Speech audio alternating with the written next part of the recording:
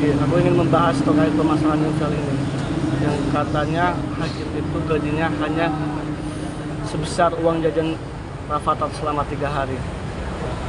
Ya ini Rafathar si anaknya Raffi Ahmad itu.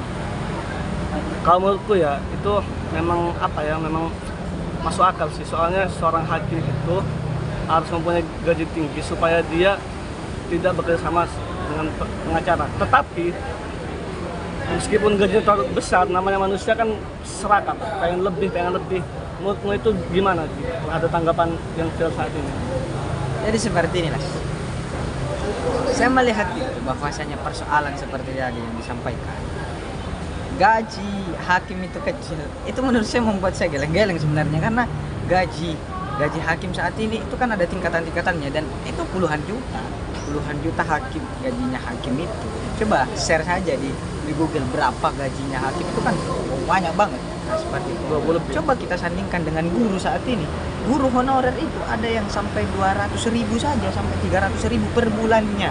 Seperti itu yang harus kita prioritaskan. Hakim yang 20 puluhan juta saja mereka masih menuntut gaji dengan iming-iming.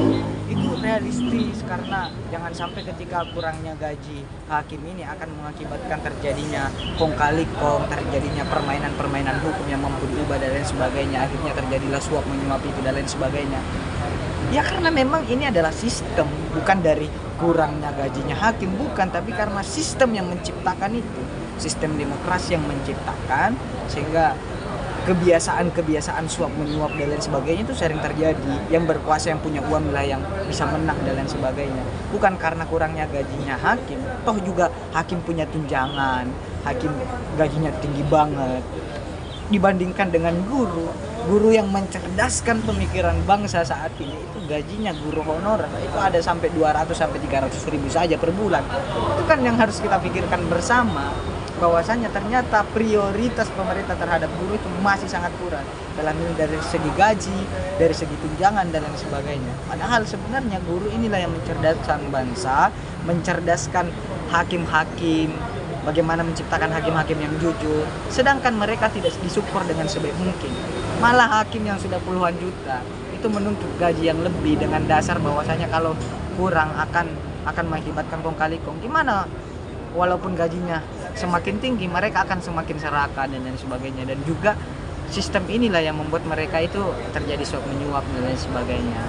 Tidak ada transparansi dan lain sebagainya. Seperti itu. Iya, memang kan benar kan.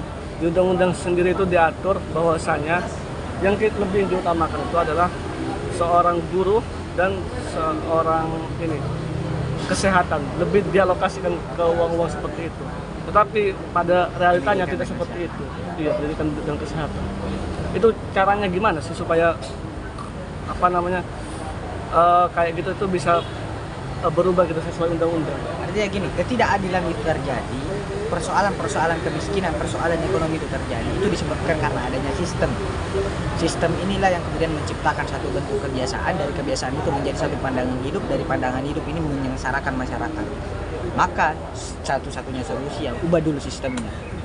Karena permasalahan di Indonesia ini bukan lagi permasalahan individu, permasalahan satu-satu saja, tapi permasalahannya sudah konflik banget, banyak banget yang disebut dengan permasalahan sosial.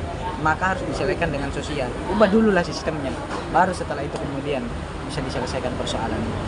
Nah, mengubah sistem itu kan tidak mudah. Caranya itu kayak gimana supaya sistem itu bisa berubah? Sistem yang bobrok ini bisa kita ganti dengan sistem yang lebih baik. Ngaji dulu.